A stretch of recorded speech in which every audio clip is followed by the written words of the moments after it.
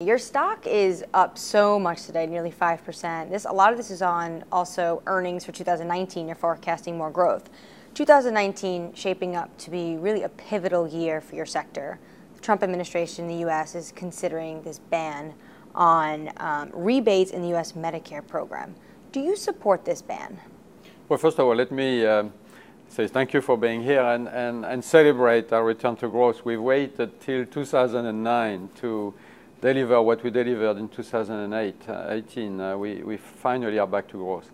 Now, as it relates to the situation in the United States, we absolutely do support the proposed changes to the rebate rule. We absolutely believe that things have to change and more transparency has to be brought to the supply chain in the U.S.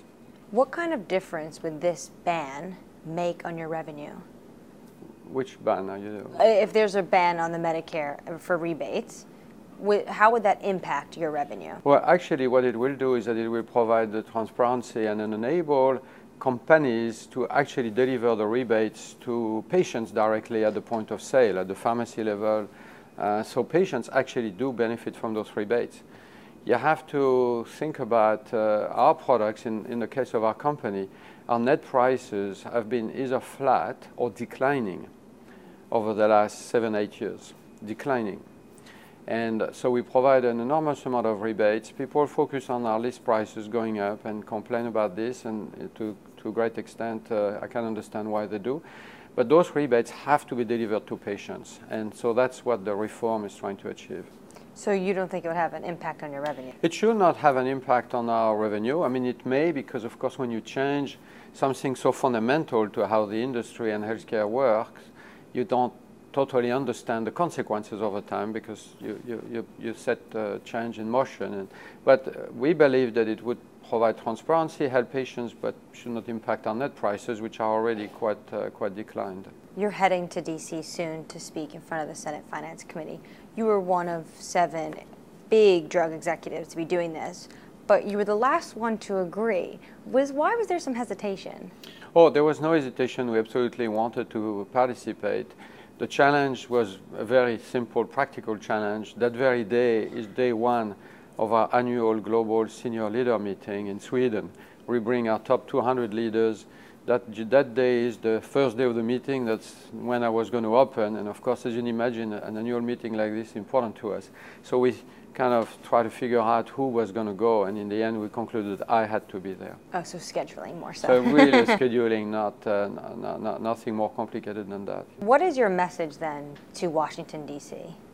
Well, our message is really that we welcome this hearing and we are totally supportive of the changes brought to the rebate rule. Our message is, we're dedicated to science and innovation, and essentially we think that pharmaceuticals can be part of the solution by reducing the totality of healthcare cost.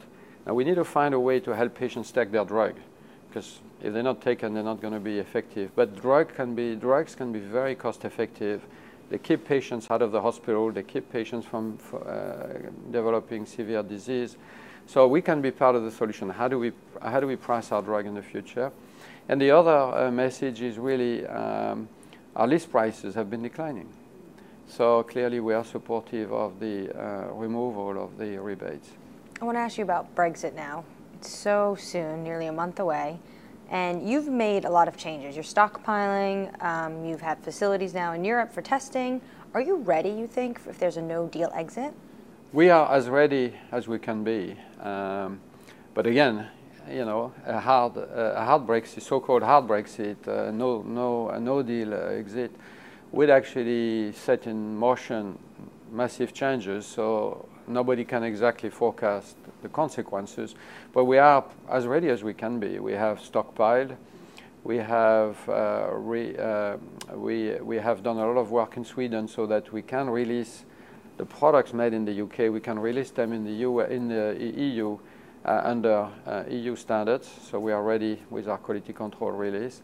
So we've done everything we can actually to be able to ship our drugs to Europe and back to the UK, but also to the rest of the world, because a Brexit will have an impact on the relationship of the UK with the rest of the world.